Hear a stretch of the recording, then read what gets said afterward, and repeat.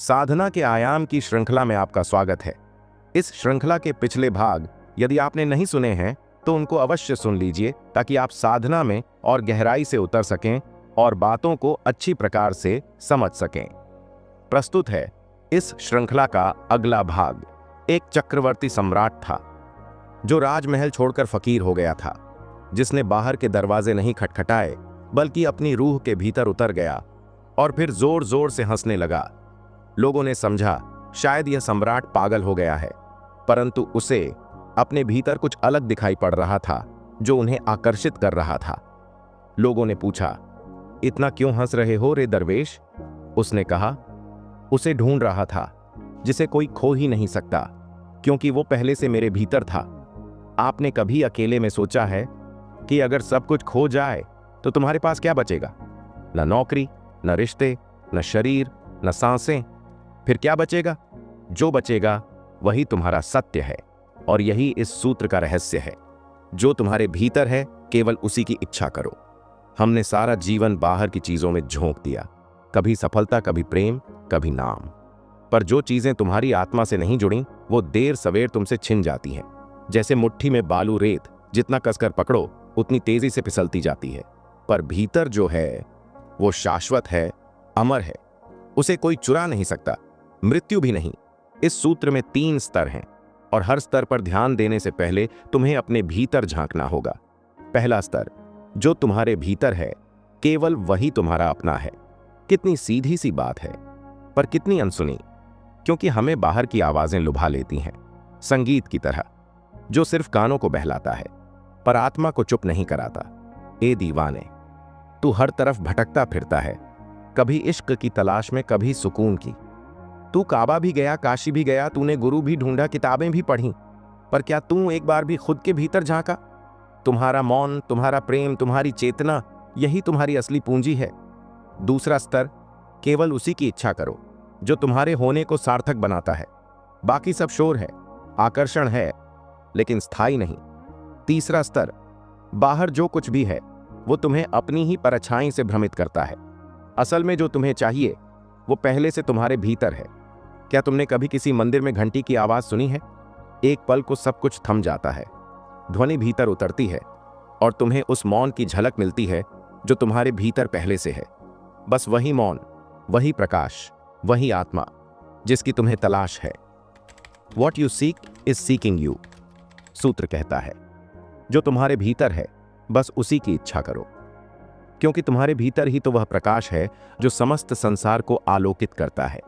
वही प्रकाश जो साधना के मार्ग को रोशन कर सकता है।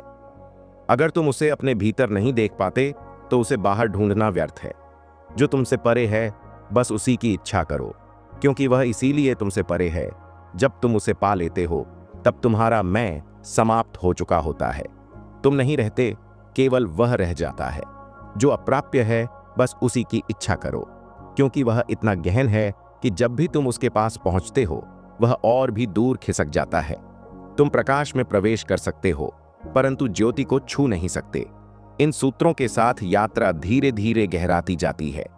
धर्म की भाषा कभी कभी उलझी सी लगती है, पर उसका रहस्य भी तो इसी में है, क्योंकि धर्म केवल तथ्यों का विषय नहीं, वह तो रहस्य से भरा हुआ संसार है। तथ्य वह है जिसे हम समझ लेते हैं, रहस्य वह है जो समझ में आता भी है और नहीं भी। बस इतना ही समझ में आता है कि यह पूरी तरह कभी समझ में नहीं आएगा। तथ्य बुद्धि से नीचे होता है, रहस्य बुद्धि से ऊपर। तथ्य को हम तौल सकते हैं, रहस्य को समझने चलो तो बुद्धि खुद ही खो जाती है। रहस्य का अर्थ है जिसे खोजने तो तुम जाओगे, पर जिस दिन वह मिल गया तुम नहीं रहोगे। तथ्यों को हम पकड़ सकते हैं, पर रहस्य हमें पकड़ लेता है। सूत्र कहता है, जो तुम्हारे भीतर है बस उसी की इच्छा करो। यह सुनने में उलटा लगता है, क्योंकि आम तौर पर हम तो उसी की इच्छा करते हैं जो हमारे पास नहीं है। इच्छा का अर्थ ही तो यह है जो अभी नहीं है पर कल हो सकता है। इसी की चाह, इसी की वासना इच्छा कहलाती है। इसलिए यह सूत्र हमें उल्टा लगता है। हमेशा बाहर की चीजों को पाने की ही दौड़ रहती है। हम सोचते हैं जो हमारे पास नहीं है वही तो चाहिए, जो पास है उसकी इच्छा कैसी? पर यही तो पहली भूल है, क्योंकि जो भीतर नहीं है वह कभी मिलता ही नहीं। जीवन में अंततः मिलता वही है जो हमारे भीतर पहले से था। जो बाहर था वह बाहर ही रह गया। तुम कुछ भी पालो, धन, यश, पद, सब छीन लिया जा सकता है। कोई लूट ले या समय उसे खा जाए या अंततः मृत्यु ही सब कुछ छीन ले। जो तुमने पाया पर भीतर न था वह तुम्हारा कभी नहीं था। जो तुम्हारा होता वह तुमसे कोई नहीं छीन सकता। धर्म की दृष्टि से संपत्ति का अर्थ क्या है? धर्म कहता है संपत्ति वही है जिसे कोई तुमसे छीन न सके। जो छिन्न सकती है वह संपत्ति नहीं, विपत्ति है। क्योंकि जो छिन सकता है उसे बचाने की चिंता बनी रहती है, उसे पाने की दौड़, दूसरों से छीनने की होड़ और फिर उसे संभालने का डर, दिन रात की बेचैनी कि कहीं खो न जाए, और अंततः वह खो ही जाता है। तो धर्म की दृष्टि में जो तुम संचित करते हो और खो बैठते हो वह संपत्ति नहीं, वह तो तुम्हारा बोझ है। सच्ची संपत्ति क्या है? वही जो तुमसे छीनी न जा सके, जिसे कोई लूट न सके, जिसे मृत्यु भी छीन न पाए, वही वास्तव में तुम्हारी है। लेकिन ऐसी संपत्ति होगी कहाँ? अगर होगी तो वह तुम्हारे भीतर होगी, क्योंकि बाहर की हर चीज कभी न कभी तुमसे छूट जाएगी। जो भीतर स्वभाव से तुम्हारे साथ जुड़ा है बस वही अमिट है। जो आत्मा में बसा है वही शाश्वत है। जो तुम में जन्म से ही है, जो किसी से लिया नहीं गया, जो तुम हो वही तुम्हारा है, और जो कभी भी तुमसे छीना न जा सके वही सत्ता आत्मा कहलाती है। लेकिन क्या सबके पास आत्मा होती है? सुनने में अजीब लगेगा, पर बहुतों के पास आत्मा होती नहीं। हाँ, हो सकती है, लेकिन होती नहीं। अगर तुम्हारे पास ऐसा कुछ नहीं जिसे कोई छीन न सके तो समझो अभी आत्मा का अनुभव नहीं हुआ। एक बार ठहर कर सोचो, अपनी संपत्तियों की एक सूची बनाओ और फिर जांचो इसमें ऐसा क्या है जिसे कोई छीन नहीं सकता। शायद पूरी सूची लाल हो जाएगी, हर चीज असुरक्षित लगेगी। तो फिर आत्मा कहाँ? अगर कुछ ऐसा है जो मृत्यु भी तुमसे नहीं छीन सकती तो समझो तुमने आत्मा को पा लिया। शास्त्रों में पढ़ लेना एक बात है, लेकिन अनुभव वह कुछ और ही होता है। कितनी बार हमने बस सुनकर मान लिया कि आत्मा है, लेकिन जिसे जाना नहीं, जिसे छुआ नहीं, जिसका कोई अनुभव नहीं, वह भले हो पर हमारे लिए वह नहीं है। शास्त्रों में लिखा है यह भरोसे की बात हो सकती है, लेकिन जब तक तुमने खुद उसे न जाना हो उसकी कीमत शून्य है। यह वैसा ही है जैसे कोई कहे मेरे घर में हीरा गड़ा है पर मुझे पता नहीं कहाँ। तो क्या तुम सम्राट कहलाओगे? नहीं, तब तक नहीं जब तक वह हीरा हाथ में न आ जाए। यह सूत्र कहता है जो तुम्हारे भीतर है केवल उसी की इच्छा करो। तो फिर क्यों जीवन की ऊर्जा बाहरी चीजों को पाने में गंवाई जाए? जो आज है कल खो सकता है, जो पाया नहीं वह भी खोने लगता है। हम अपनी सारी मेहनत पानी पर रेखाएं खींचने में लगा देते हैं। रेखाएं बन भी नहीं पाती और लहरें उन्हें मिटा देती हैं। हम जो भी कमाते हैं, जोड़ते हैं, सहेजते हैं, सब कुछ धीरे धीरे हमारे हाथों से फिसलता चला जाता है। तो क्यों ना उस चीज को चाहें जो कभी हाथ से जाए ही नहीं। यदि इच्छा करनी ही है तो ऐसी इच्छा करो जो पानी पर खींची रेखा जैसी ना हो, जो क्षण भर में न मिट जाए। वह सच्ची संपत्ति तुम्हारे भीतर है।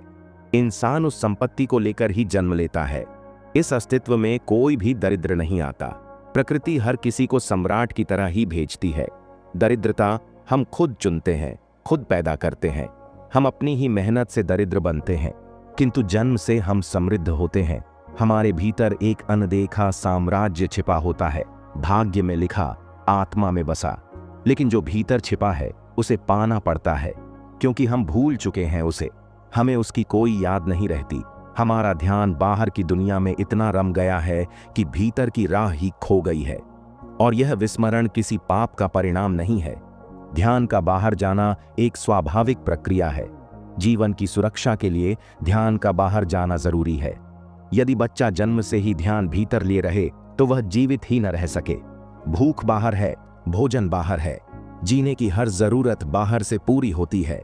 इसलिए ध्यान बाहर की ओर मुड़ता है, बचाव के लिए, अस्तित्व के लिए, सुरक्षा के लिए। बचपन की पहली स्मृति, मां का स्तन। शायद इसलिए एक पुरुष चाहे जितना भी बूढ़ा हो जाए, स्त्री के स्तनों की ओर आकर्षण बना रहता है, क्योंकि वही उसका पहला संसार था, पहली सुरक्षा, पहला प्रेम, पहली अनुभूति जीवन के साथ। यही कारण है कि चित्रकला हो, मूर्ति कला हो या फिल्मों का संसार, पुरुष स्त्री के स्तन को सबसे सुंदर रचना मानता है। यह बचपन की पहली याद है जो छूटती नहीं, और जिस दिन वह स्मृति छूट जाए, समझ लेना तुम संसार से मुक्त हो गए। वहीं से संसार शुरू हुआ था, वही पहला संपर्क था बाहर की दुनिया से। ध्यान इसलिए बाहर गया है क्योंकि जरूरतें बाहर पूरी होती हैं, पर आत्मा वह कोई जरूरत नहीं है, वह भीतर है। उसे बाहर से नहीं पाया जा सकता, और चूंकि उसकी कोई जरूरत नहीं है इसलिए उसकी स्मृति खो जाती है। जिसकी जरूरत होती है वही याद रहता है। अगर पैर में कांटा चुभ जाए तभी पता चलता है कि पैर है। सिर में दर्द हो तभी सिर का पता चलता है। जब तक कुछ पीड़ा ना हो हम शरीर को भूल जाते हैं। स्वस्थ शरीर की यही पहचान है कि उसका कोई बोध ही नहीं होता। जहां देह का अनुभव नहीं है वहीं स्वास्थ्य है, जहां देह का बोध है वहीं रोग है। दुख से ध्यान स्वतः उसी ओर जाता है। पैर में कांटा हो तो पूरा ध्यान कांटे को निकालने में लग जाता है। सिर में दर्द हो तो मन वहीं टिक जाता है। इसीलिए चिकित्सा शास्त्र ने उपाय निकाले। दवा दर्द को नहीं मिटाती, बस उसे महसूस न होने देती है। दर्द वहीं रहता है, पर दवा हमारे ध्यान और दर्द के बीच की सूचना प्रणाली को रोक देती है। स्नायु शिथिल हो जाते हैं तो खबर दिमाग तक नहीं पहुंचती। इसलिए जब ऑपरेशन किया जाता है तो शरीर को काटा भी जाए तो पता नहीं चलता।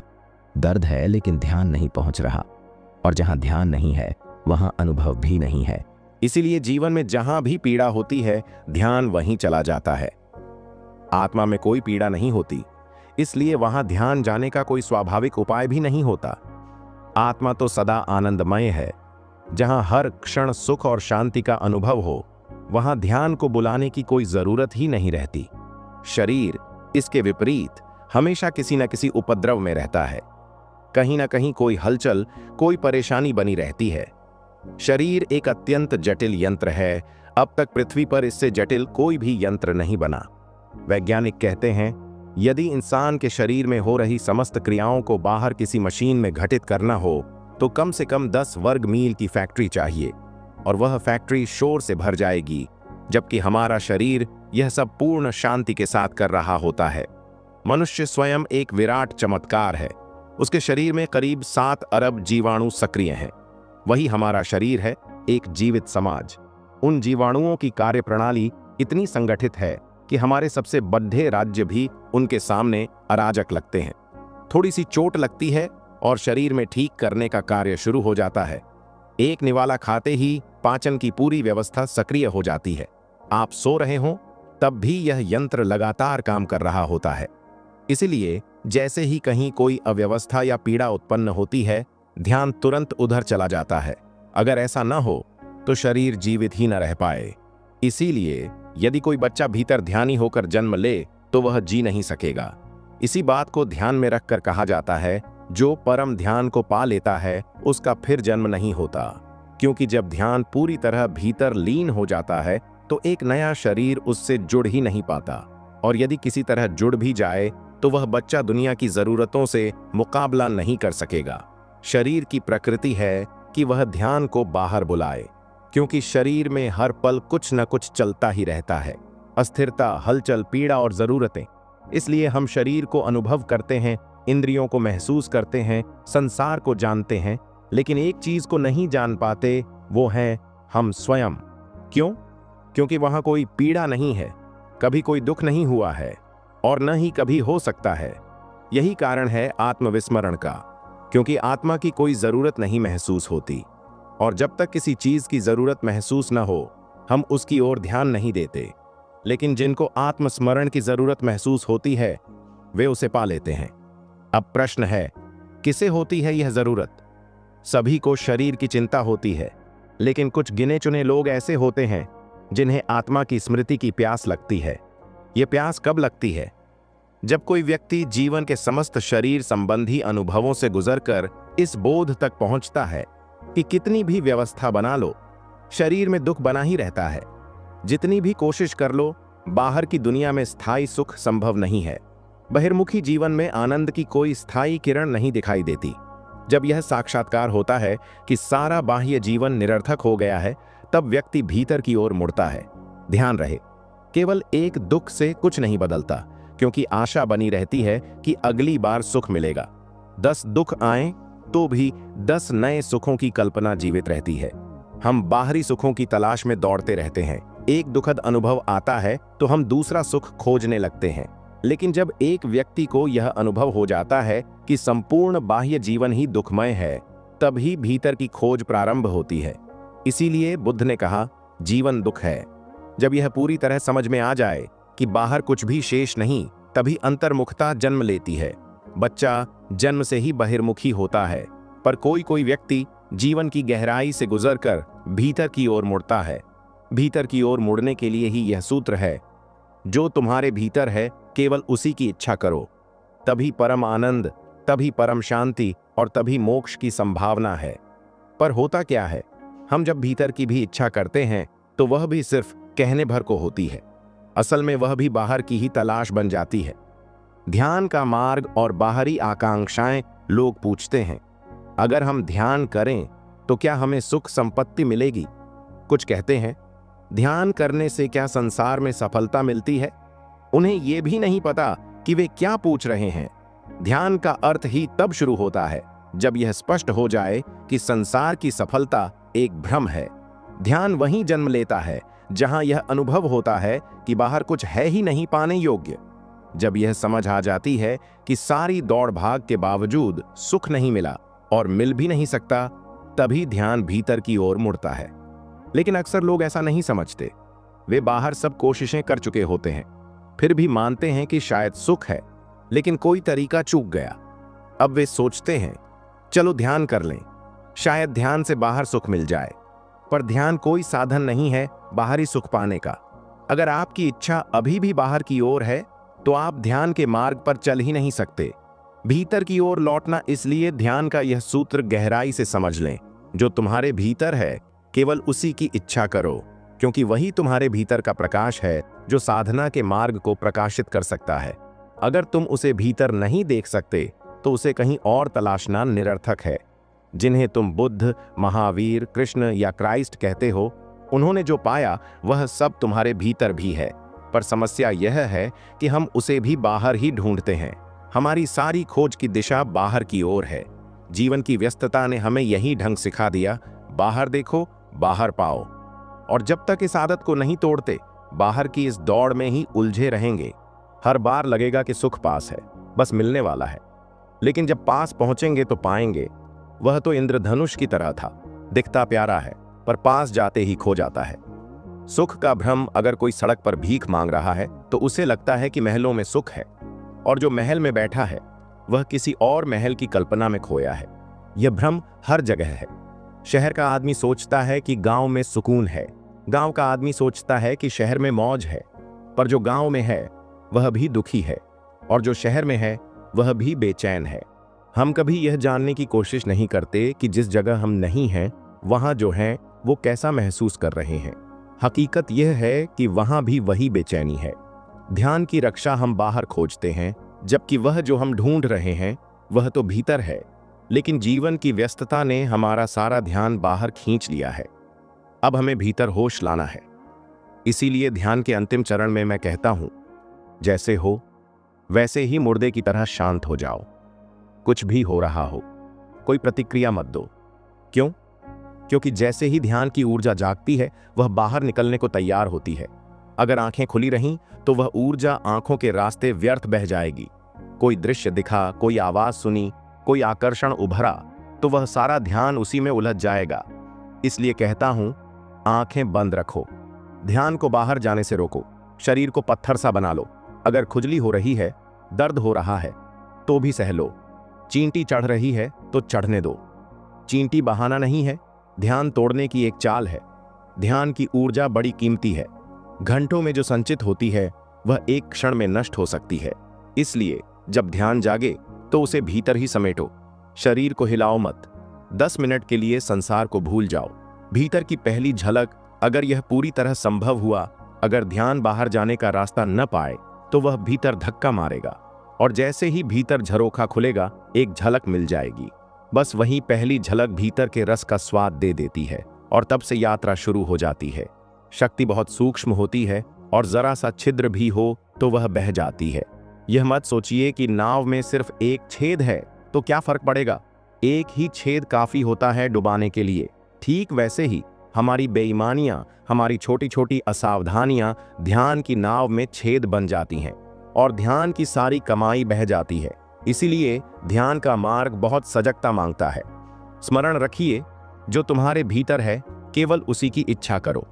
अगर तुम उसे अपने भीतर नहीं देख सकते तो बाहर खोजना व्यर्थ है, क्योंकि वह बाहर है ही नहीं। अब अगला सूत्र है, जो तुमसे परे है केवल उसी की इच्छा करो। यह सूत्र बड़ा मौलिक है, गहराई से सोचने योग्य है। हम सामान्यतः उसी की इच्छा करते हैं जो हमारे हाथ में आ सकता है, जिसमें हमें भरोसा होता है कि हम सफल हो ही जाएंगे, जिसमें हमें लगता है कि हमारी योग्यता चल जाएगी, उसमें ही हम आकांक्षा करते हैं। इसका मतलब यह हुआ कि हम अपने ही घेरे में बंद रहते हैं। हम वही बने रहते हैं जो पहले से हैं। लेकिन विकास तभी होता है जब हम अपने से परे की आकांक्षा करते हैं, जब हम उस दिशा में बढ़ते हैं जहां पहुंचना सहज नहीं है, जहां पहुंचने के लिए हमें बदलना पड़े, ऊंचा उठना पड़े। वहीं से शुरू होती है आत्मिक गति। अब सवाल यह उठता है कि हमारे परे है क्या? संसार में कुछ भी ऐसा नहीं है जो मनुष्य के परे हो। अगर सिकंदर दुनिया जीत सकता है तो आप भी किसी न किसी सीमा तक वैसा कर सकते हैं। फर्क बस परिमाण का होगा, गुण का नहीं। अगर कोई रॉकफेलर अरबों कमा सकता है तो जिसने 1 रुपया कमाया है वह अरब भी कमा सकता है, क्योंकि रास्ता तो वही है, साधन वही है।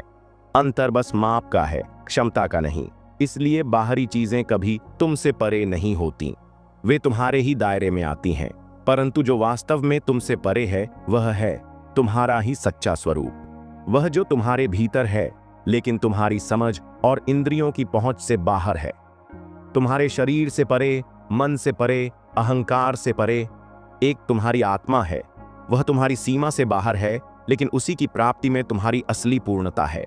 बाहर की दुनिया को पाने के लिए बहुत साधन है, इंद्रियां, मन, मेहनत, लेकिन भीतर जो है उसे पाने का साधन सिर्फ एक है, ध्यान। क्योंकि सब इंद्रियां बाहर की ओर जाती हैं, आंखें बाहर देखती हैं, कान बाहर सुनते हैं, हाथ बाहर छूते हैं, मन हमेशा बाहर दौड़ता है, लेकिन आत्मा की खोज भीतर है। इसलिए वही तुम्हारे लिए परे है। अगर इच्छा करनी ही है तो उसी की करो जो तुमसे परे है, क्योंकि जब तुम उसे पा लेते हो तो अहंकार मिट जाता है, सीमाएं मिट जाती हैं और तुम स्वयं हो जाते हो। वह तुमसे परे इसलिए है क्योंकि उसे पाने में तुम्हें मिट जाना पड़ता है। इस सूत्र को समझिए, जिसे पाने के लिए तुम्हें खुद को नहीं छोड़ना पड़ता, वह वास्तव में तुमसे परे नहीं है। जिस राह में अहंकार का विसर्जन नहीं होता, वहां आत्मा की अनुभूति संभव नहीं। सिर्फ वही चीज सच में तुम्हारे परे है जिसकी कीमत तुम्हें अपने स्वयं को देकर चुकानी पड़ती है।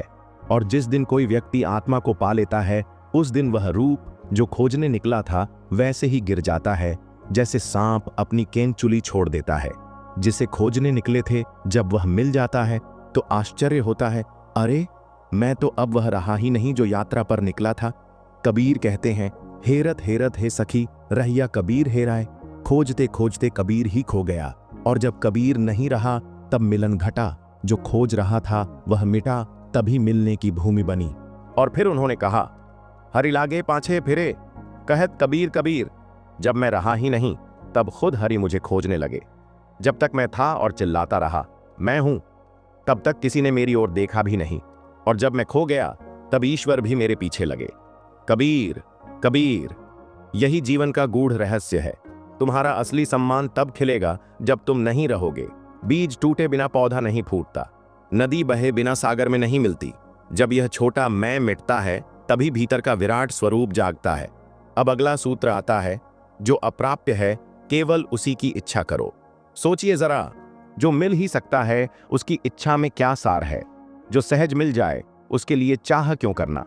सच्ची इच्छा उसी की करो जो इतना विलक्षण है कि उसे पाना असंभव लगता है, पर इसमें विरोधाभास लगता है। अगर वह मिल ही नहीं सकता तो उसकी इच्छा क्यों? और अगर मिल सकता है तो वह अप्राप्य कैसे हुआ? यह सूत्र एक रहस्य खोलता है। वह इसलिए अप्राप्य है क्योंकि वह पहले से ही तुम्हें प्राप्त है, जिसे पाने के लिए कोई यात्रा करनी ही न हो। वह कैसी प्राप्ति? वह तुम्हारे भीतर है, सदा से है। बस उसे पहचानना है। न कुछ करना है, न कहीं जाना है, सिर्फ स्मरण चाहिए। बुद्ध से जब किसी ने पूछा क्या मिला, तो उन्होंने कहा, मिला कुछ नहीं, खोया बहुत। खोया अहंकार, अज्ञान, इच्छाएं, सपने, और जो मिला वह पहले से ही था। हम ही अज्ञानी थे, पहचान नहीं पाए। इसलिए वह अप्राप्य है, क्योंकि वह किसी प्रयास से नहीं मिलता। वह इसलिए भी अप्राप्य है कि जैसे जैसे तुम पास जाओगे वह और दूर होता जाएगा। जैसे जैसे तुम मिटते जाओगे वह प्रकट होता जाएगा। ज्योति को देखने तो जाओगे पर छू नहीं सकोगे। जिस क्षण उसे छूने की कोशिश करोगे उस क्षण तुम खुद नहीं रहोगे। पतंगे की तरह हो जाओगे, दिए की ओर दौड़ते हुए रोशनी में समा जाओगे, लेकिन दिए को छूने से पहले ही जलकर समाप्त हो जाओगे। और यही मिटना ही मिलन है। जब तुम मंदिर की सीढ़ियों तक पहुंचते हो, तुम्हारा अहंकार मंदिर के बाहर ही रह जाता है, जूते की तरह। मंदिर में जो प्रवेश करता है वह कोई और होता है। वह तुम्हारी आत्मा होती है, वह जिसे तुम अभी तक जानते भी नहीं। इसलिए सूत्र कहता है, जो अप्राप्य है केवल उसी की इच्छा करो, क्योंकि वही सत्य है, वही शाश्वत है, वही तुम्हारा असली स्वरूप है। तुम अपने भीतर के सम्राट को भूले बैठे हो और भिक्षुक बनकर द्वार द्वार भटक रहे हो। समय है, लौट चलो, क्योंकि जो तुम्हारे भीतर है वही अमूल्य है। जो तुमसे परे है केवल उसी की इच्छा करो। एक ऐसा सूत्र जो तुम्हारे मैं को पिघलाकर तुम्हें ब्रह्म के सागर में डुबो सकता है। अगर यह वीडियो तुम्हारे भीतर कुछ हलचल लाया हो तो बस थोड़ी देर के लिए अपनी आंखें बंद कर लेना और अपने आप से ये सवाल पूछना, मैं जो जानता हूं क्या वही मैं हूं? और अगर तुम्हारा उत्तर मौन है तो तुम सही दिशा में हो, और सतत अभ्यास से शायद तुम्हें अपने भीतर का प्रकाश दिख जाए। अगर यह भाव तुम्हारे हृदय को छू गया है तो अगली बार जब तुम अपने भीतर झांको तो यह सवाल जरूर पूछो। अगले वीडियो में हम इस मौन की शक्ति और आत्मा की पहचान पर और गहराई से उतरेंगे। जुड़े रहिए और भीतर उतरते रहिए, साधना के आयाम के अगले पड़ाव तक। नमस्ते।